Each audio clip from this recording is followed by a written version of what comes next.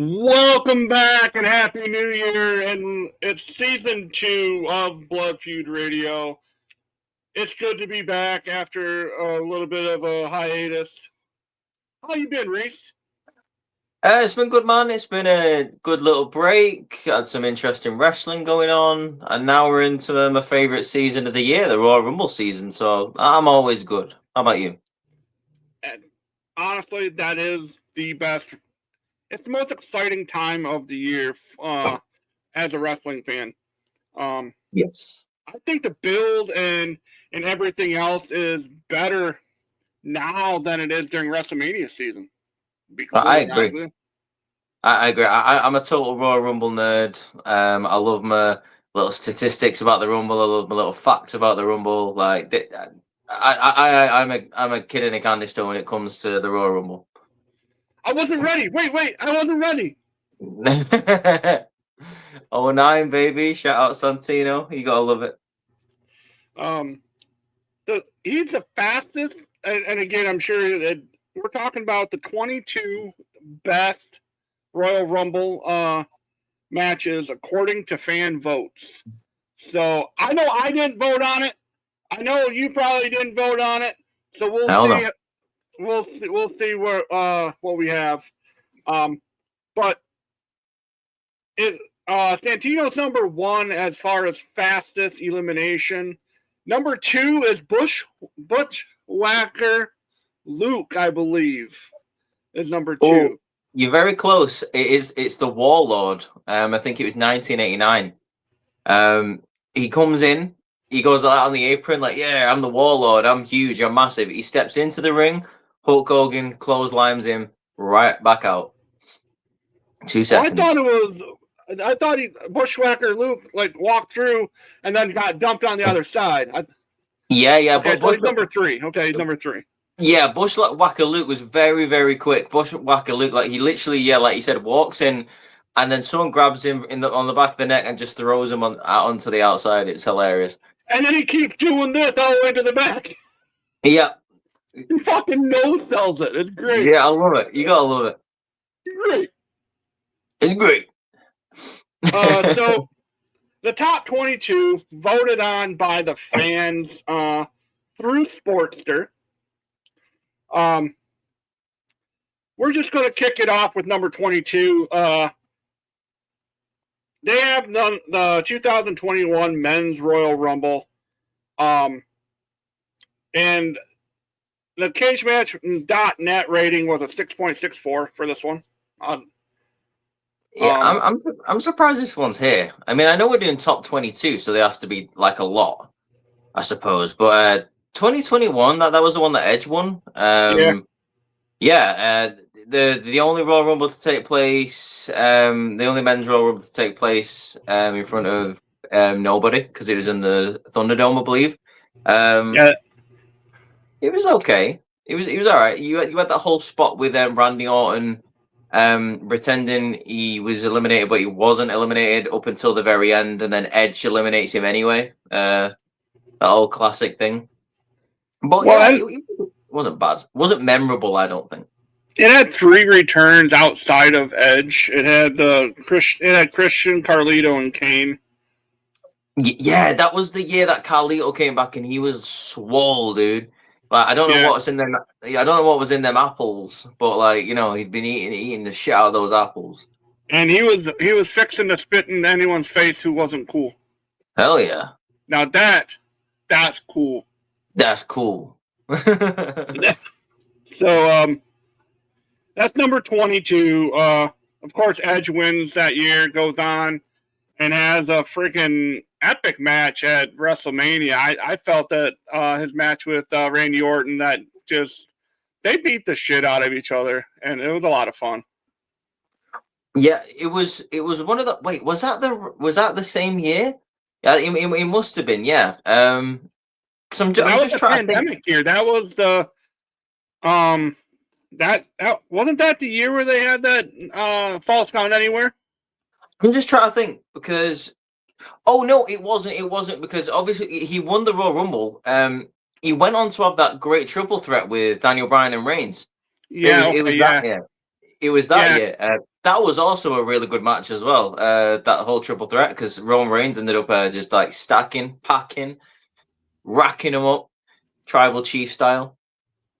Now now I'm thinking what pay-per-view was that the Falls Count Anywhere with Orton and Edge? That was the year before. Okay. That was 2020, I believe. That was the year that they had that was literally like the kind of the empty arena match because that was the Mania that took place in the big training facility that they got down in Orlando. Yeah, and they did the Chris Benoit spot.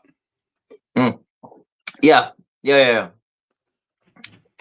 Number 21 on the list is the only 40-man Rumble match in 2011 when Santino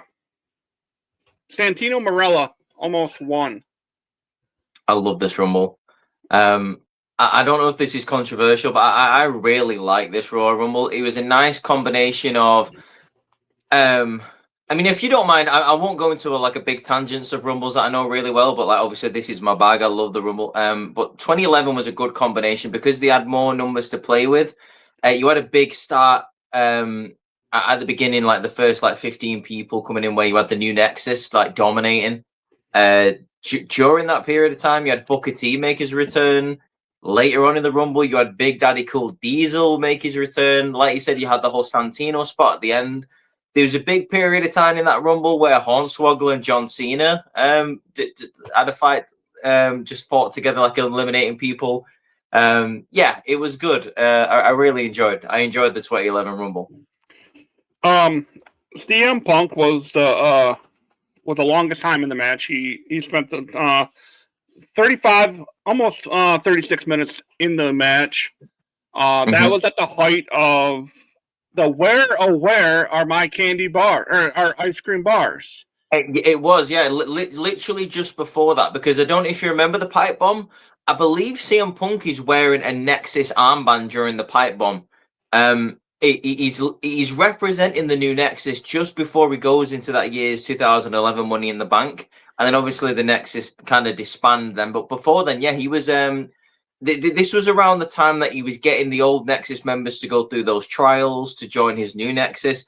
You had Husky Harris, obviously Bray Wyatt. You had Mason Ryan that was in his Nexus there. Yeah, and you obviously had a couple members of the core that were fighting with the new Nexus in this Rumble as well. So yeah, it was a cool time to be a faction fan in 2011. And it was also a cool time to see Hornswoggle team up with John Cena to take out the Nexus. Goddamn right. You had a bit as well where he ended up giving an FU to Tyson Kidd. Amazing. So Alberto Del Rio won that one. Number 20. So we'll say 21 or 22 and 20 were their honorable mention. Yeah. Number 20. We're in the top 20. Rey Mysterio in 06, the 06 Rumble. That, to me, he put on an amazing show. I'm really surprised that we're talking about this one so early in the show at number 20. I thought this one had a lot of really nice spots, and it did what any Rumble should do, and showcased a guy going over an hour in there and winning it. Freaking awesome to see a small guy, a dude his build win a Rumble and being practically in the top two to start the goddamn thing. 100%. I still get emotional when I watch this match. When he comes out in the lowrider at the beginning, like I still get a bit teary eyed, man. And then when he gets on, like he stands up on the seat and he like gives a little shimmy with the Eddie Guerrero t-shirt on, like. Dude, how can you not love that? I mean, even Triple H kind of broke character in the ring as well when he was watching him come out. Got a little fact here for you about the 2006 Royal Rumble. This is the only time ever in the history of the Royal Rumble, Matt, that someone eliminated the person who came in at number 1 and the person who came in at number 30 and went on to win the whole thing. That was Rey Mysterio eliminating Triple H and Randy Orton in the same match. Oh, wow. There you go. Rey Mysterio, 62 minutes, 12 seconds, lasted a long time in there. Some highlights of this match. I remember Bobby Lashley really getting to showcase his strength, his power. This was his very first Royal Rumble, eliminating a couple of people. He had like a bit of a one-on-one thing with the Big Show. And then he went on to obviously fight Kane as well. Give Kane the Dominator, which was a very impressive move. You had Rey Mysterio, like I say, really putting on a great show all the way through this. But again, the same with Triple H. Triple H was there till the very end, man. He was in the final 3. So, I mean, he entered at number 1. So he had a long night for himself. So Rey Mysterio won. Final 4 in this one was Orton, Triple H, RVD, and Rey Mysterio. Yes, indeed. That was a who's who of wrestling at the time. That was crazy. It really was. Rob Van Dam making his return that night as well, after being on the shelf for a while, along with, I believe, Goldust, who had come in there, and someone who had not been seen in WWE for a long, long time, Tatanka, also coming back. Put on such a good performance, by the way, that he got rehired by the company for a little bit. See, and that's... I'm going to pause just for a second to go on a small tangent. It's stuff like that's why I used to like love the Rumble. Current day Rumbles don't have that surprise factor. We're out here announcing a month or so in advance of I'm going to be in the Rumble. Hey guys, I'm going to be in the Rumble. Gosh, golly gee, guys, I'm going to be in the Rumble. No, it pisses me off. It pisses me off so much. And like, don't get me wrong. For years and years and years, we always had a couple of people who would announce themselves for the Rumble, or you would be able to assume who was going to be in the Royal Rumble thanks to the matches that were going on just before. But for some reason, more recently, we're announcing like 25 participants, and I'm like, well, what the hell? Like, yeah, okay, maybe announce 5 or 10. Don't announce the whole field. Like, I don't get it. I don't understand it either. I don't like it. That's my only issue with the Royal Rumble themselves. Yeah, for real. I agree. Number 19 was one of Hogan's first. It was in 1990. It was his 1990. Because he didn't win back to back, right? It was just No, he did. He won 1990 and 1991. Yeah. Yes, because Flair won 92. Yeah. Hogan, but the 1990 Rumble, and it was full of legends, obviously. Was this the year of the big it must have been, yeah, the big stare down with Warrior and Hogan in the ring. I believe it was, because obviously if 92 was WrestleMania 8, 7, 6, 1990 must have been. I believe Mr. Perfect was the runner-up in this match. Yes. Yeah. I don't know. I can't remember which Rumble exactly it was, but I believe that one of the Nasty Boys lasted a long time as well, just because he's one of Hogan's boys.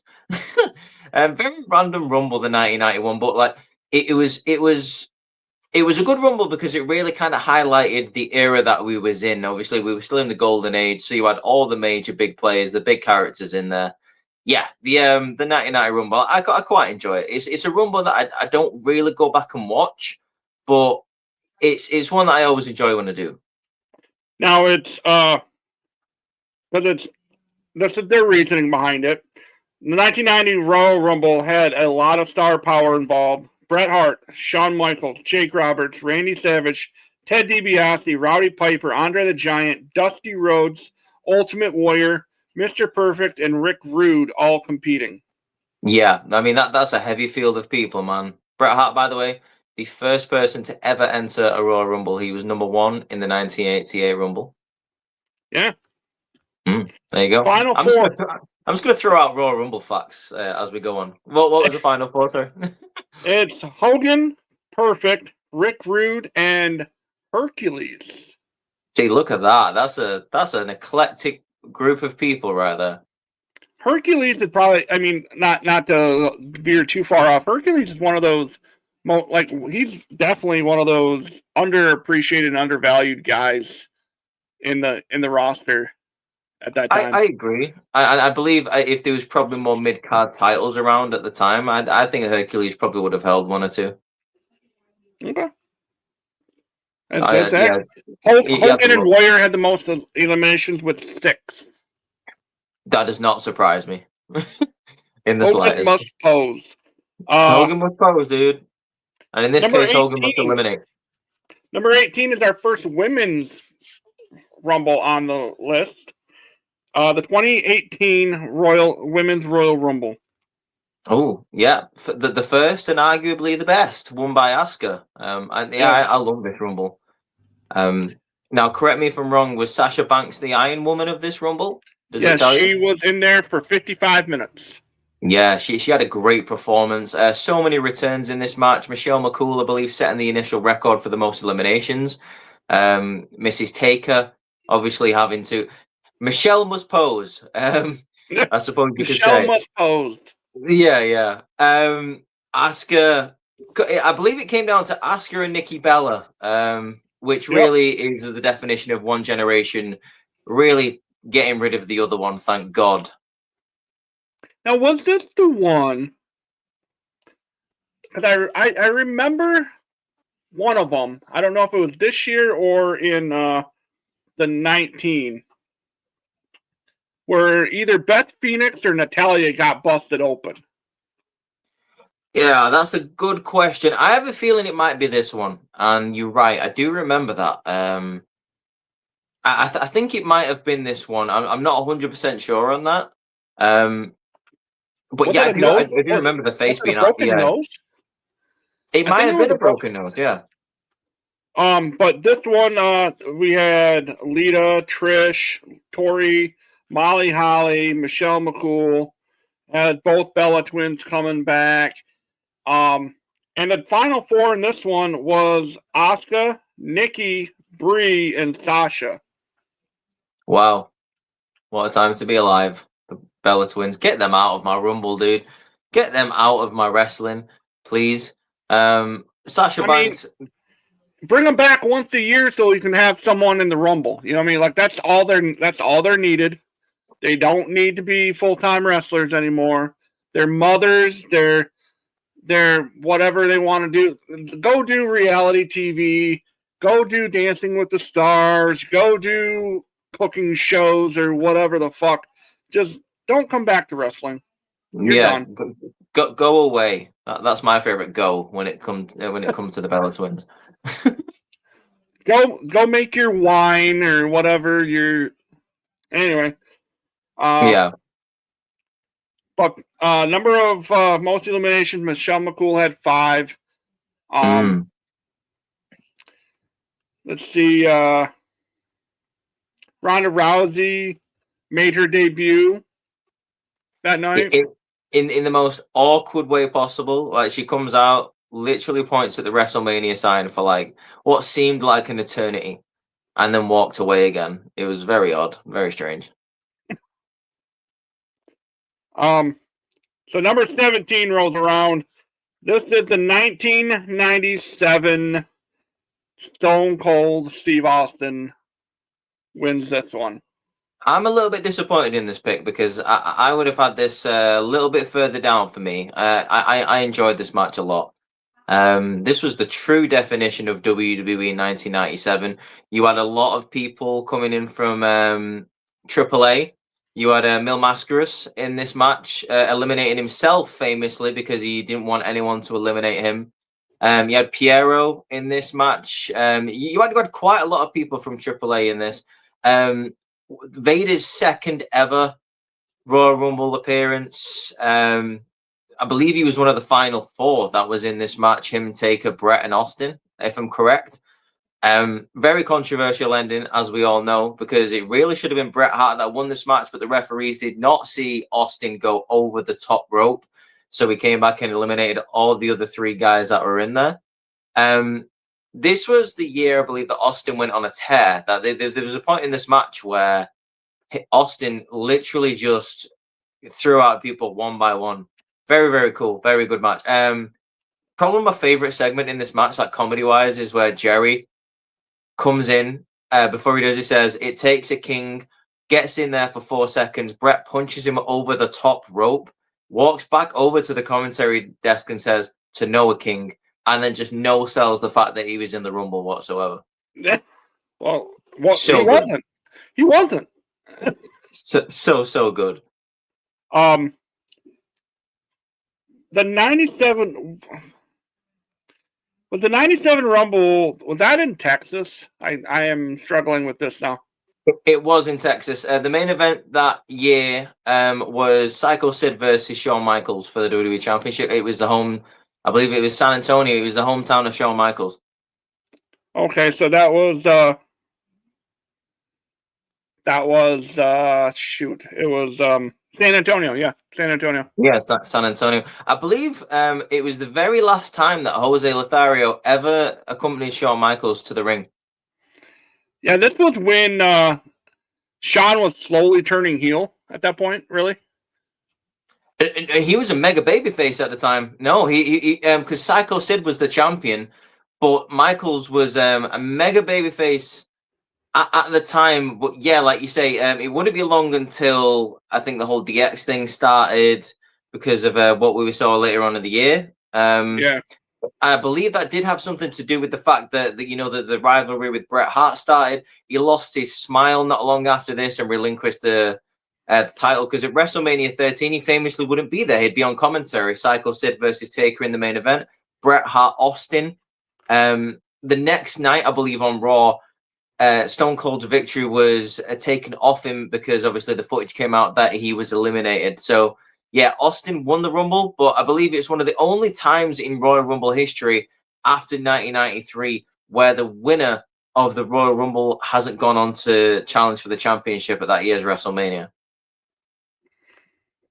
The final four: Austin, Bret, Diesel, and Taker. Oh, Diesel, not Vader. Right, okay. Yeah. I was close. I'll take that. And Stone Cold had 10 eliminations. Correct me if I'm wrong as well. If that was 97, that was fake Diesel. Yeah, because that would have been, yeah. Yeah. Because they were headed over to WCW. Yeah, they're already over there, man. Kevin Nash was way into the NWO phase at that point. Yeah, because 96 is when, hey, yo. Yo. You know who I am, but you don't know why I'm here. Yep, that's the one. Yeah, fake Diesel, fake Razor were both in this match. That's amazing. So number 16, we have our second installment of the Women's Royal Rumble. Bianca Belair becomes a star in the 2021 Women's Royal Rumble match. That's number 16 on the list. Yeah, absolutely solid performance from Bianca Belair in this. I was so happy when she won it. This really started off Bianca Belair's run of great WrestleMania matches as well. I don't really know what else to say about the Women's Royal Rumble in 2021, except it was solid as hell. I believe this was the year as well that Shayna Baszler set the record for the most eliminations, if I'm not wrong. No, this one, Rhea Ripley had 7. Oh, it was Rhea Ripley in this one, right? Okay, yeah, I didn't know if it was either that or the 2021 that Shayna Baszler went on an absolute tear. Yeah. Did it come down to Charlotte and Bianca in the final two? Let me double check this. It didn't say. I think this was the one when Rhea and her went over at the same time. Right. Okay. And then Bianca was able to just pull it out for the last minute. Yeah. Right. Okay. Yeah. Like this was really the start of like the newer generation of people started to take over, because obviously at the time NXT was still going on, but you had your people from NXT coming up, especially from the women around this period. But the final four was Bianca, Rhea, Charlotte, and Natalya. Natalia. That's a very random name. I mean, it's like the Hercules. You know what I mean? Like it's like Hercules Hernandez from, or not Hercules Hernandez, but Hercules from that one with Hogan. Yeah. You're totally right. Bianca was in there for almost an hour, 56.5 minutes. So she's a cardio machine, Bianca. I'll take nothing away from her. I'm looking forward to her coming back. Yeah, she'd been gone a while. She really has. I believe it's one of those things where the absence makes the heart grow fonder at this point. It's true that. I believe it's a knee injury that they initially thought wasn't as bad, but it's worse than they thought. So that's why she's been away. And now we're in the top 15. Number 15, the 2002 Royal Rumble. Oh, wow, dude. This is in my top 5. That is an insult. That is an insult to Royal Rumbles. That should not be number 15. That's ridiculous. Someone, Triple H won. Fantastic Royal Rumble. So well paced, star-studded, great moments. I don't know how you put this in the. How do you put this at number 15? Like, you had the return of Goldust, you had the return of Mr. Perfect, the return of the Godfather. Oh my God, this was the year that Maven famously eliminated The Undertaker after The Undertaker just destroyed the Hardy Boys in that ring. Came down to the final four, I believe, Austin, Perfect, Angle, and Triple H. Great moment, great final three. Mr. Perfect really put on a star-making performance in this match by coming back. Kane body slammed the Big Show over the top rope in this match. Fantastic. There was a really funny moment where RVD came out, went on an absolute tear, 5-star everything, just rolling thunder, gets pedigreed, stays there for 90 seconds. Booker T comes out, throws him over. And then Booker T does the spinneroonie because he's so proud of himself, then gets stunned over the top rope. But yeah, dude, the 2002 Rumble was fantastic. I can't not believe that it's number 15. It's crazy because leading into this year, we always had that Iron Man, right? We always had that guy who went for close to an hour, started the match, and he's hitting the 35, 40-minute mark, sometimes 45 to 50-minute mark. Yeah. The longest time in the match was 26 minutes.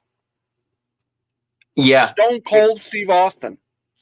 It just goes to show you how transitional that 2002 Rumble was. Just it was a Rumble of just different parts. I mean, again, to point out another famous scene, this was the scene where Hurricane had Austin and Triple H in the chokeslam position. He's looking at him like that, and then threw him over. It's such a famous Rumble. I don't understand how it's so high on this list. Yeah, I mean, you're not wrong with any of that. Steve Austin and Taker both had 7 eliminations in this one. So yeah, damn. Next on the list, 14. This was.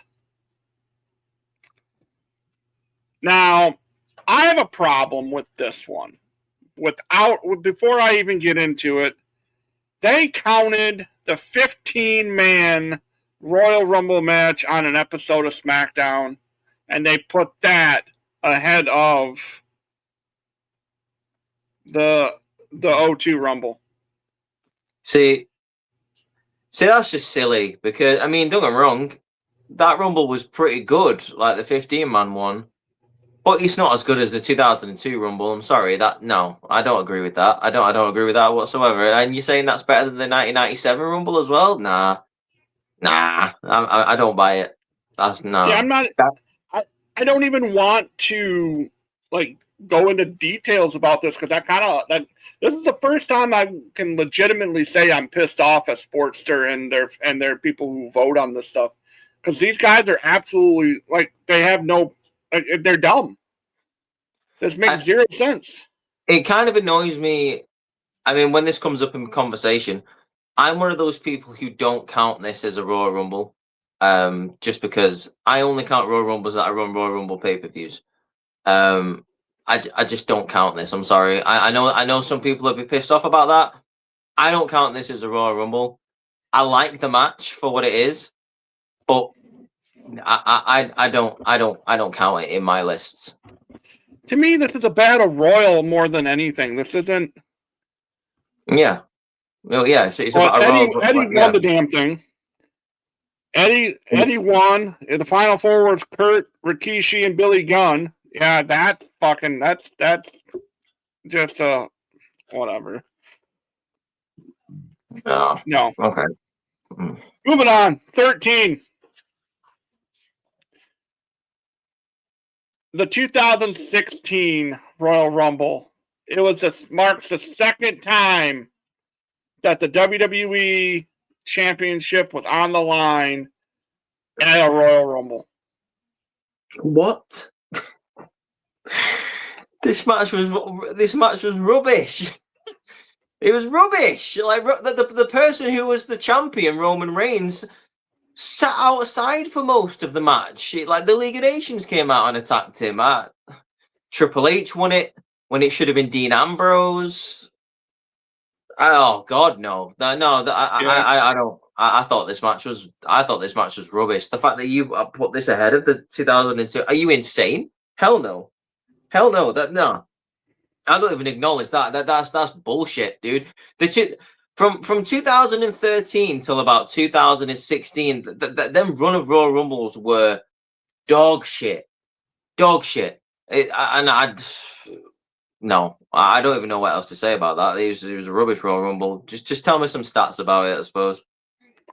Final four, we all know Triple H, Ambrose, Roman, and Sheamus. Oh wow, that sounds amazing. Roman Reigns, like we said, he was Iron Man here. 60 minutes. Of course he was. He spent about 45 minutes on the floor. And then Roman Reigns and Braun Strowman both had 5 eliminations, and they were the top dogs in that. Moving on. Wow.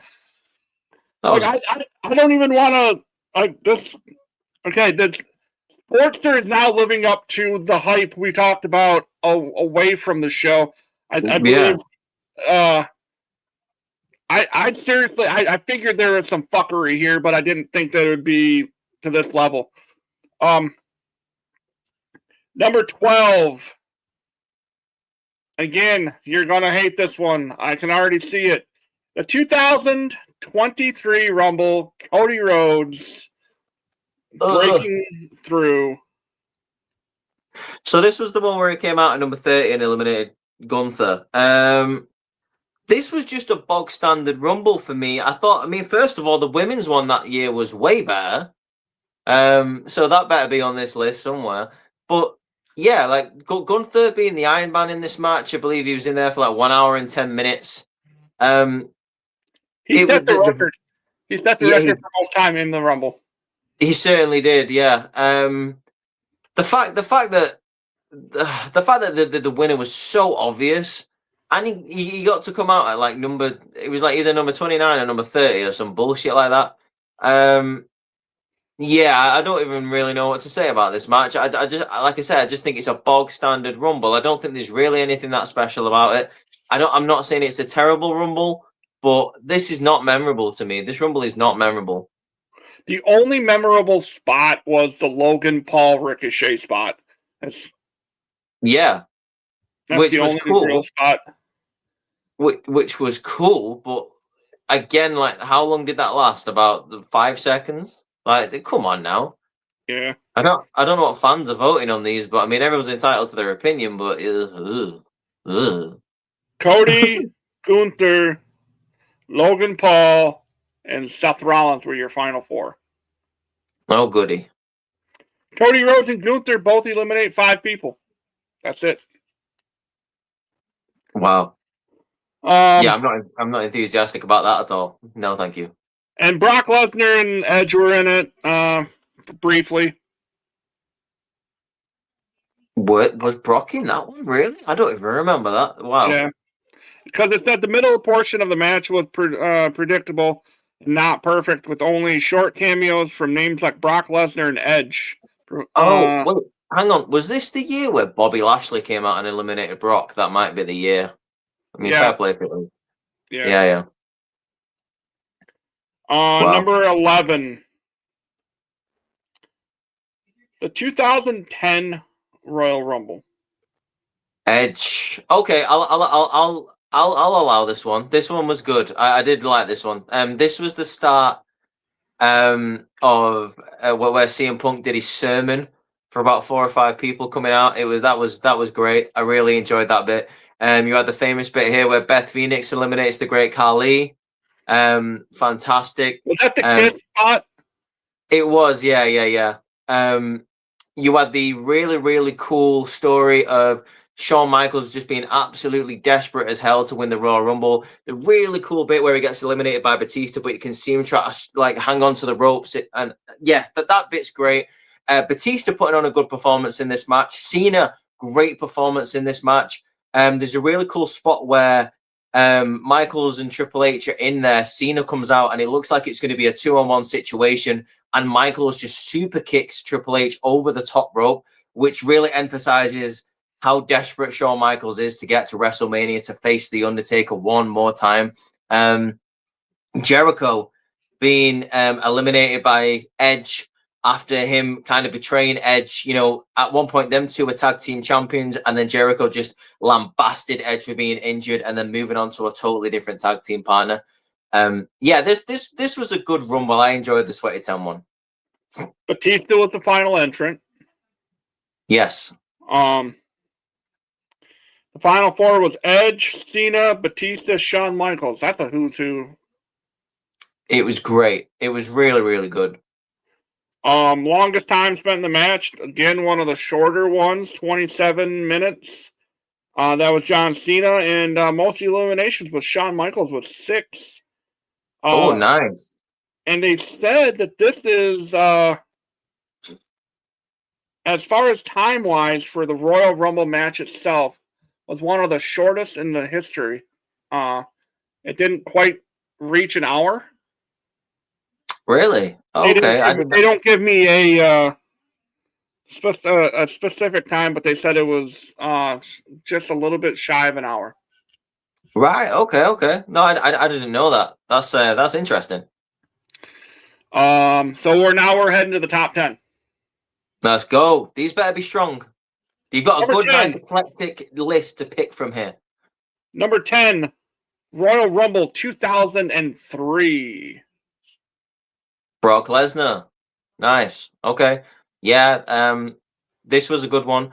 I wouldn't say I would put it ahead of 2010, 97, or 2002, but yeah, this was decent. Again, this was really Brock Lesnar's show, coming out to see, like, you know, how insanely over / powerful he was. Great segment here where he eliminates both members of the world's greatest tag team and then throws Matt Hardy on top of them. Maven tries to eliminate The Undertaker again to do 2 years in a row, but it backfires, completing the whole like year-line story. That was cool. John Cena coming out to just like coming out and rapping, which was amazing. Kane, Rob Van Dam put on some good performances. I believe this was Batista's first Rumble as well. Just thinking about like the very start of this Rumble was like the cruiserweight / the tag team division of SmackDown really getting to show off, like Eddie, Chavo, Ray, Edge, all in there fighting each other. the really famous story in this match was Chris Jericho had the opportunity to pick any number in the Royal Rumble to come out. He wanted to pick number 30, but Shawn Michaels, Vince McMahon put Shawn Michaels in at number 1. So Chris Jericho picks number 2, and he screws Shawn Michaels, the famous Christian pretending to be Jericho, and then Jericho coming in from behind, throwing Shawn Michaels over. Yeah, this was a fantastic Royal Rumble. This was Brock before he became Meathead Brock. What the hell? What happened to my? Yeah, this was Brock Lesnar. This was the road to WrestleMania 19. And when he'd go on to have an amazing match with Kurt Angle. The year before, actually on the same night, to be honest as well, he just had a match with the Big Show. The winner gets into the Royal Rumble. This is paying off a story from Survivor Series 2002, if you remember, where Paul Heyman turned on Brock and aligned with the Big Show to give the Big Show the WWE Championship. A couple of months before this, obviously, Brock, like I said, had an amazing rivalry with The Undertaker. So yeah, this was like the Brock show, like for these couple of months. All right, going back to my old school lighting because my ring light just died on me, but we'll press on. Number 9. Oh, Final 4. Hold on. Final 4. Brock Lesnar wins. Taker, Kane, Batista. Yes. Chris Jericho had 39 minutes in the match. He was the Iron Man that night. Yeah, he was in there for a while. And he had the most eliminations. He had 6. Oh, okay. I didn't know he had 6. That's cool. That's impressive. Yeah, for a long time in this match, by the way, he looked like one of the most painful like knots I've ever seen. He had like a knot right between his eye right there. And it's because Tommy Dreamer came in and absolutely kendoed him right in the face. I think it was by accident, but he had like a massive knot in between his eyes. It looked bad. Oh, yeah. Yeah, I do remember that now that you mention it. Number 9, the 2009 Royal Rumble. And that one was stolen. The show was stolen. The match was stolen by Randall Keith Orton. It was. Great story going into this as well. He killed it. He had an absolute just insane match. He really did. There was a segment in this match where I know quite a lot about this Rumble. I know the Iron Man was Rey Mysterio. I think he was in there for a long time. I'm 90% sure it was Rey Mysterio. Now that I've said it, I'm not sure. It might have been actually Randy Orton, to be honest. But I do remember there was a segment in this match where Randy Orton just went on like an RKO fest, RKOing the hell out of people. I think the story going into this match was the coolest, though. Obviously, because like I believe like the week before on Monday Night Raw, this is where Randy Orton punted Mr. McMahon. And it was all up in the air whether he was going to get fired. He ends up winning this match thanks to the legacy helping him. I really love the story at the end of this match. The final people in there with the Big Show and the Undertaker that were having a hella cool rivalry by themselves over on SmackDown.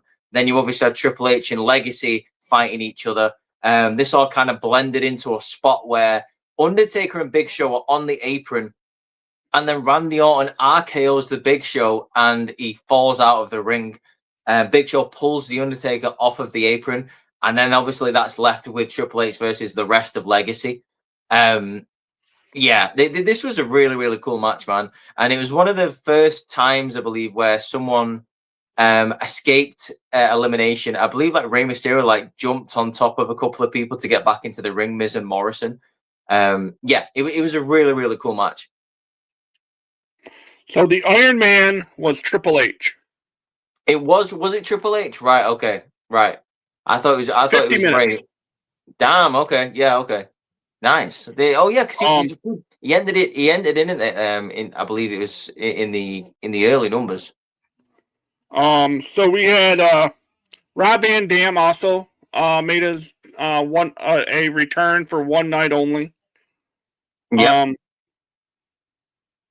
The final 4 was Legacy versus Triple H. It was indeed. This was also the famous I Wasn't Ready year for Santino. Yep. This was the year that record was broken. Triple H and Big Show tied for the most eliminations with 6. Okay, yeah, but yeah, Big Show went on a tear. I believe Big Show was number 30 in this match. Yeah, he came out and he cleaned house. Yeah. Number 8. They say it's one of the most infamous finishes ever in Royal Rumble history. It is the 2005 Royal Rumble. Yes, the finish that was never meant to happen. Batista and John Cena going out at the same time. Vince coming in, tearing both of his quads, restarting the match. This was a great Royal Rumble. And I think this is a certified shout as well for a top 5 Royal Rumble of all time as well for some people. Chris Benoit surely was the Iron Man in this match as well. I believe he was like number 2. Because he started with Guerrero, and him and Guerrero lasted a very, very long time. Really cool scenes in this match. This was the very famous Paul London gets eliminated by Snitsky. He clotheslines the shit out of him, and he does like a shooting star press out of the ring. It looked insane. This Royal Rumble was crazy, man. The very famous Muhammad Hassan scene where he comes in and everyone eliminates him because everyone hates him. Chris Jericho, Shelton Benjamin, as I remember, putting on great performances in this match as well. John Cena comes out and eliminates Viscera by himself. This was Dr. Thugonomics, John Cena. I think John Cena also eliminates Kane by himself by giving him an FU over the top rope. Very funny segment here where Ric Flair and Batista are working together. And then Ric Flair tries to eliminate Batista, and he's like, "Oh, I was just joking. It gets thrown over the top rope. I think Edge has a very good performance in this match as well, if I'm not wrong. Yes. Final 4: Batista, Cena, Edge, and Rey Mysterio. Yeah. Batista eliminated 6. Nice. Yeah, Batista went on a tear, even though he entered quite late into this match. It had the likes of Jericho, Eddie, Edge, Shawn, Kurt Angle, Batista, John Cena, Booker T, Chris Benoit. So we just had, this was a who's who for that time. Like, this was like, and I think that's why I enjoy the Royal Rumble so much, is because you get to see everyone at the same time. Oh, 100%. Yeah. This is what kicked off, by the way, one of the greatest WrestleMania matches of all time, where Kurt Angle stole Nunzio's number, came in, went on an absolute tear. Shawn Michaels eliminates him, and then Kurt goes back in absolutely enraged. And that's what starts off that famous rivalry where Kurt is like, anything that you can do, I can do better, by like singing his music and everything like that. It was great. Yeah. Fantastic. Number 7.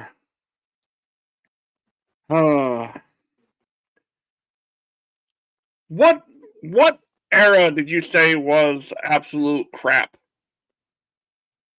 I would say 2013 to 2016. Okay, so 2018. What do you think about that one? Because that's number 7. I didn't mind 2018. Is that the men's one? That's the one that Nakamura won, right? Yes. Yeah, the Nakamura, like Finn Balor, I believe, was the Iron Man. There was a really cool scene. Minutes. Yeah, there was a really cool scene in this near to the end where you had your new blood guys, like your NXT and new blood guys, like Finn, Nakamura, Roman Reigns versus the old guard. Very, very cool segment. Roman Reigns and Nakamura were the final 2.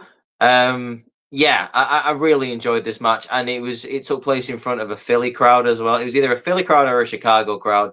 Yeah, the 2018 Royal Rumble was solid. We got 2 very solid Royal Rumble matches that year. Finn was the Iron Man, 57.5 minutes. Shinsuke won. Final 4 was Shinsuke and Roman, John Cena, and Finn Balor. Yeah, that's a nice little collection of people right there. And the most eliminations for this one was kind of low. And then it's a tie between Roman Reigns and Finn Balor with 4. Oh, I mean, I suppose that just goes to show you how many different people got to shine in this match, I guess. Absolutely. Yeah, I enjoyed the 2018 Rumble. Number 16. Or not number 16, number 6. This one is probably in a lot of people's top 5, maybe even top 3. The 08 Rumble, Cena's return. Yeah, I just missing out on the top 5. I can respect it. It's Madison Square Garden, great arena to take place, this Royal Rumble.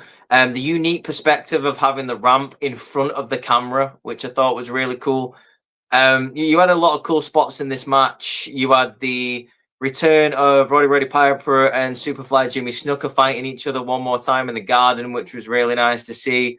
Obviously, John Cena making a comeback, fantastic.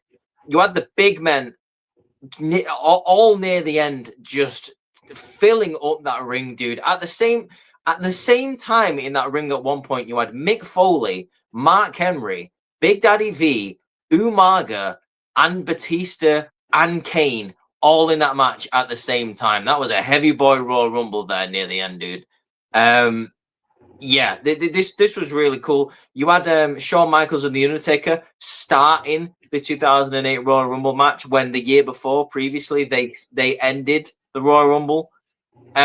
Yeah, this was really, really cool. And I'm not sure who the final 4 were, but if I was to guess, it would be Batista, Cena, Triple H, and maybe Umaga. Cena, Triple H, Batista, and Kane, the Big Red Machine. Oh, so close. God damn it. You know what? For the next 5 Rumbles, I'm going to guess before you tell me, and I'll see if I get them right. So was this the Rumble where Cody Rhodes, because he tells a story about he comes out there and Taker's all like, hit me. Yes, like drop kick me. Yeah, it was. Yeah, it was. Yeah. This was that year. I would put this one. I would put the 08 Rumble definitely in the top 5. That's my top 5. It's definitely either 4 or 5 or 4.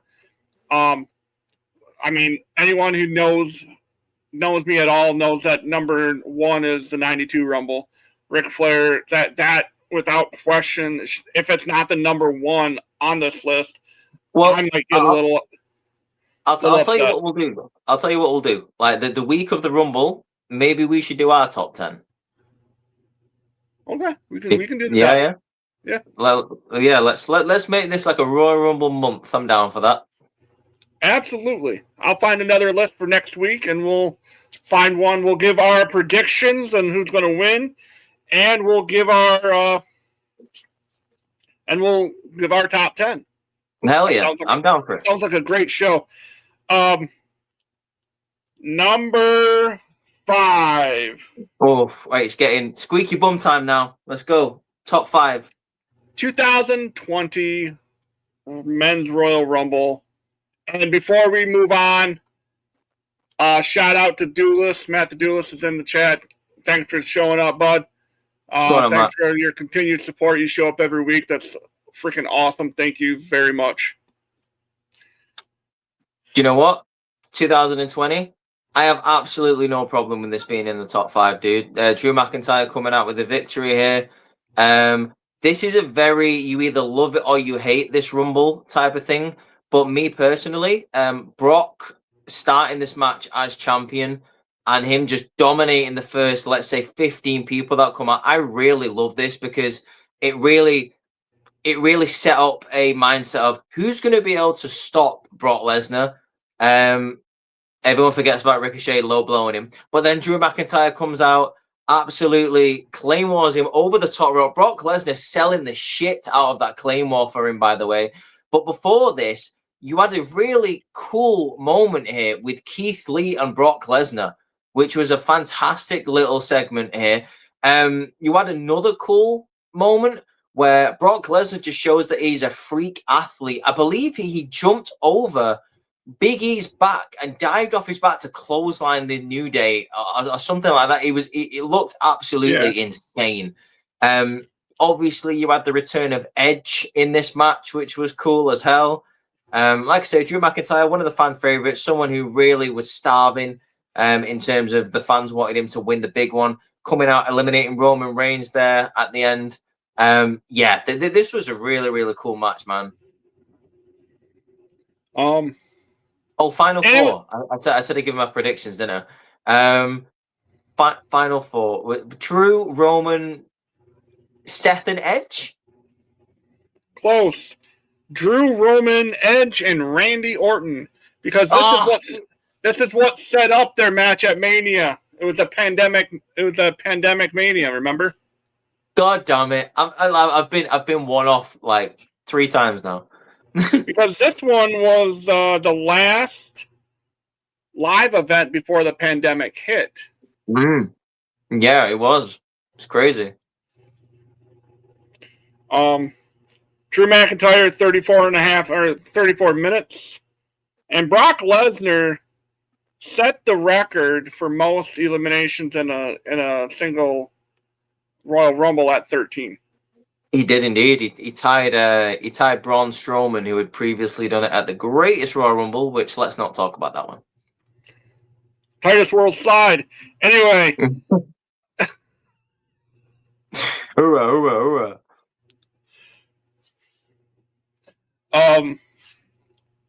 Number 4, we have Stone Cold's legendary Royal Rumble match in 01.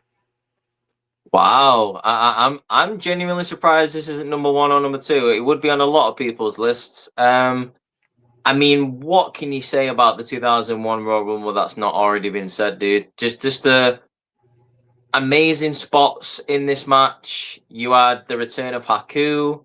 You had the Honky Tonk Man in there, where Kane just smashes him over the face with his own guitar.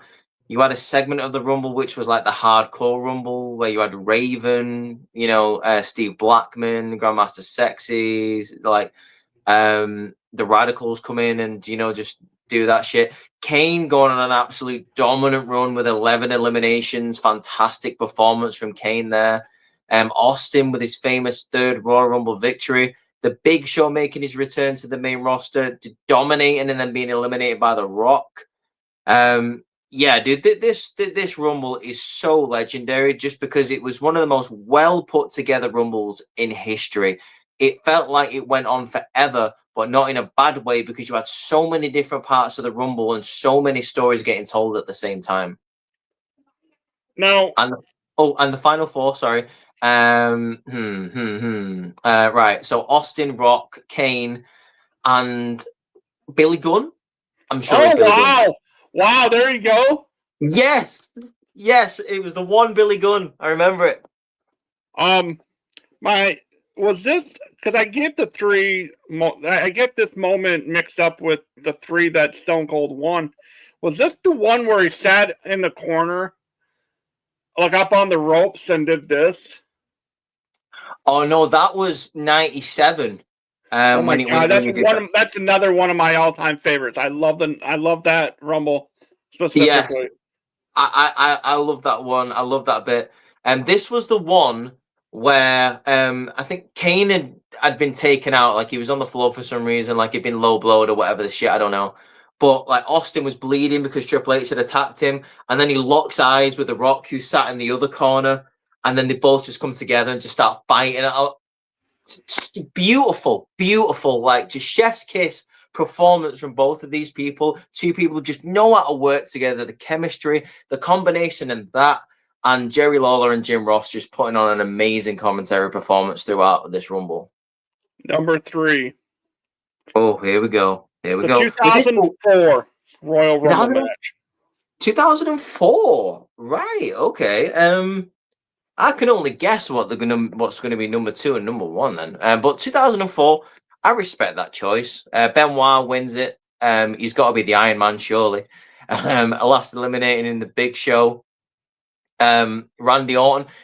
For me, this was Randy Orton's like real proper like testing ground. I know he'd already had a great 2003, But Randy Orton 2004 was fantastic. Heading into WrestleMania 20 as Intercontinental Champion.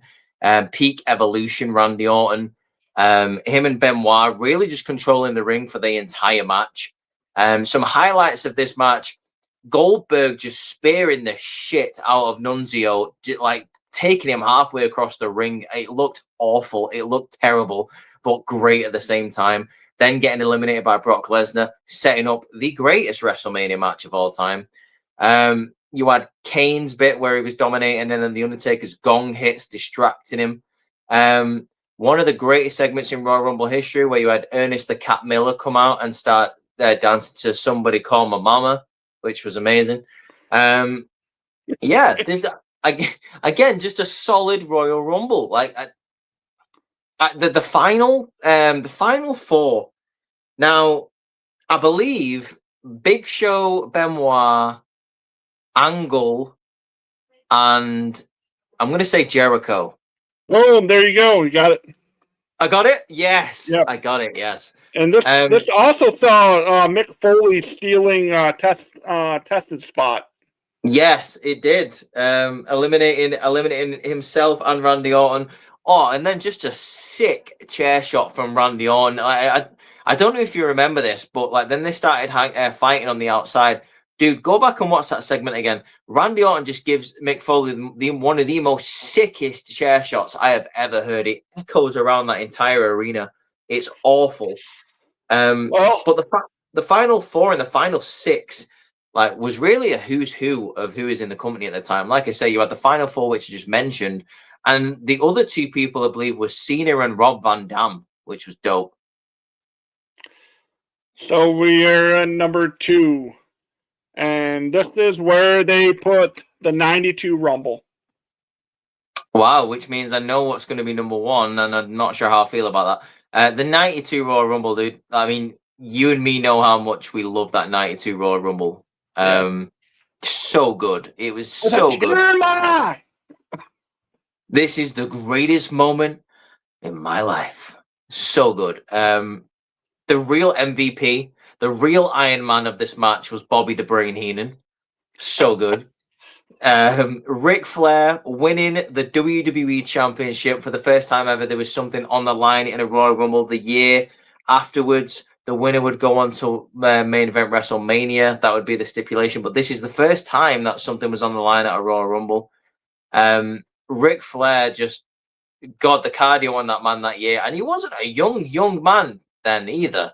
I mean, we're talking 1992. Let's say even if he was 38 then, like the 38 then isn't the 38 now, you know? So shout out to Ric Flair for having the stamina to do that. Just the star power that was in this Royal Rumble is unbelievable. Like just the amount of people that, like, this really shows the era that we was in at the time. You had Savage, Hogan, Sid, British Bulldog, Ric Flair, Roddy Piper, Taker was a young Taker. Yeah, the Undertaker. Yeah, exactly. Like, you had so many stars that was in this match, and I think I've done like a disservice to the other people who have not mentioned, because nearly everyone was a star that came into this match. But the final four, and this is difficult because I don't remember the fourth person, but Flair, Sid Justice, Hogan, and was it Piper? No. Ooh, who was it? Dig it. Of course it was Savage. I literally watched this match about a week ago. God damn it. Yeah, because Savage goes on to Mania in one of my favorite Manias. Yes. WrestleMania 8, the Hoosier Dome. Hogan, Sid, Savage, Flair. They were in the co-main events. The first time there were co-main events. Yeah. And the only reason it was a co-main event is because Hogan is too selfish. Yeah, and he wanted to go on last because he must pose. And that was also with the return of Ultimate Warrior and yeah. And Papa Shango missed his cue, to which means for the first time ever, I believe someone kicked out of the leg drop. Yes. And Yeah, Sid Justice, this was Sid Justice's heel turn. yeah, it was. And to be honest with you, I don't. He was fully justified for turning heel. For turning heel here, Hogan literally pretty much eliminated Sid in this Rumble. Like he held on to his arm. What a sore loser, dude. I think I sent you the video of the press conference. Yeah, After yeah. that press conference was probably one of my favorite pieces of media that they did. Because it was the first media scrum really, because you didn't see that back in that era.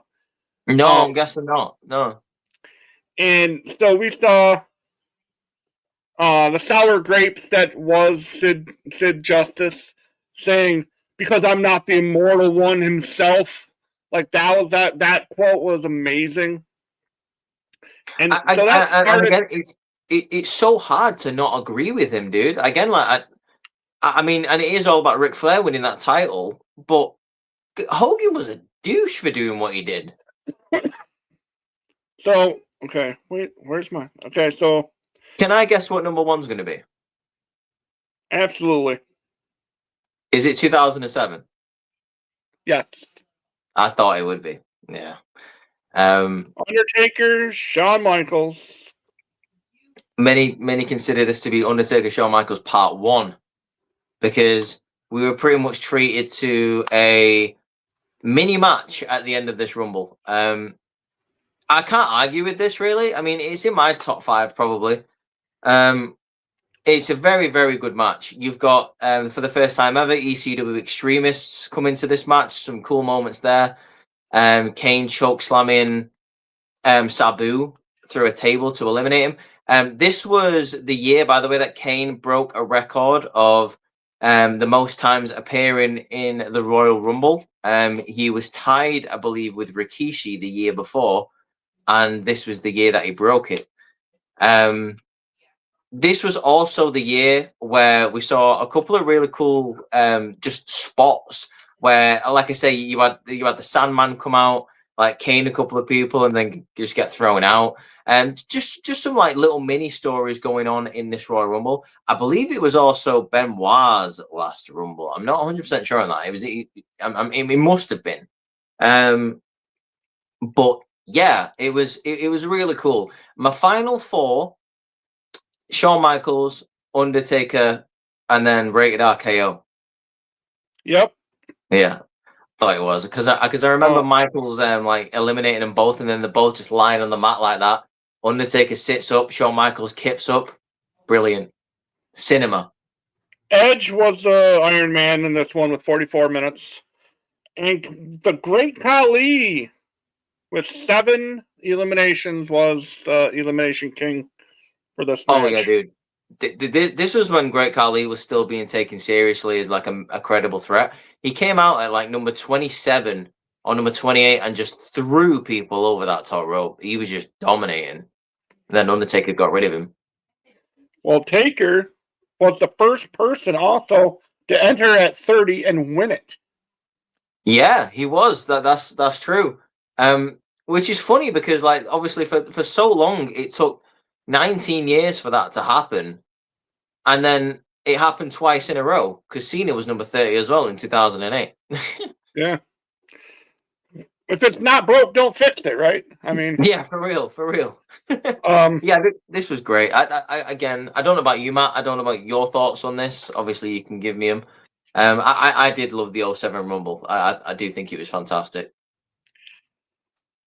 I think it's just for sentimental reasons. I like the 92 better. I still put 92 at number 1. 07 was definitely top 3, 2 or 3. But it's for me, 92 is always going to be number 1, and then everyone else afterwards. We can't argue with that.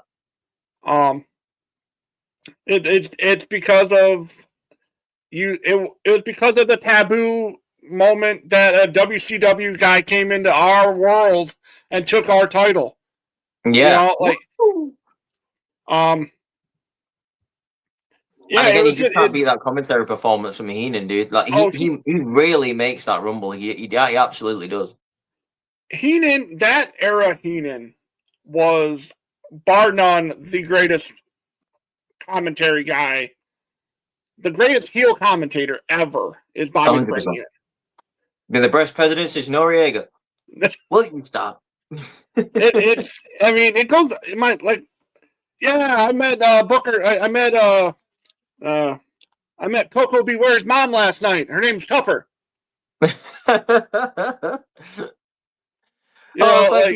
Thank you, Piper. Thank you so much, Piper. It's a kilt, not a skirt. I've always said that. 3 seconds later, you skirt-wearing freak. It's a skirt, not a kilt. You freak. He's so good. He's so good. This is the little thing. It's not fair to Flair. He's not fair. And he keeps asking Gorilla, how long has he been in there now? How long has he been in there? And like Gorilla Monsoon just keeps telling him the amount of time. And he goes, that's enough. Just give him the title. He's deserved it. He's earned it. Give him the title. See, I knew he was going to do that. So that's week 1 of Royal Rumble month. I hope you guys enjoyed it as much as we enjoyed talking and reminiscing about the years past. I'm sure I will find a different Royal Rumble list coming, and maybe we'll just talk about non-Royal Rumble matches next week. Yeah. And we'll go from there. Again, thank you, Matt Doolitz, Devin T5N. Thank you for showing up. I appreciate it. Thank you for whoever's going to watch this at a later date. Appreciate all the views and the support you guys give us. Again, like I say every week, Rhys, thank you for being the greatest co-host I've ever had that isn't a blood brother. I will say that. Cheers, man. I appreciate that. Thank you. You are most definitely my favorite British person on the face of the planet. Hell yeah. I'm everyone's favorite British person. Yeah, you better be. I mean, come on. I'm really excited for 2026. What not just for us, but for the world of wrestling. Yeah, we're off to a good start. I'll go admit we're off to a great start. Javon Evans for a world title picture. Please make that happen. And I'm a day late. I'm a day late with this. This one goes out to our good friend Sean. Yesterday we missed out on a great holiday here, a great national holiday here in the States called Tessa Blanchard Day. It was 6 years ago to yesterday that Miss Tessa Blanchard became the first woman to ever win a men's major title in a wrestling promotion. Wow, that's what an amazing feat. Like, well done to her, dude. And I know how much of a big fan Sean is. So, like, you know, hats off to you, man. I hope you had the best day ever. Right now, Sean is throwing stuff in his house. He is rearranging furniture as we speak. Why? Did he forget about it as well? Oh no. Oh, I'm Sean. I'm sorry, man. Dun.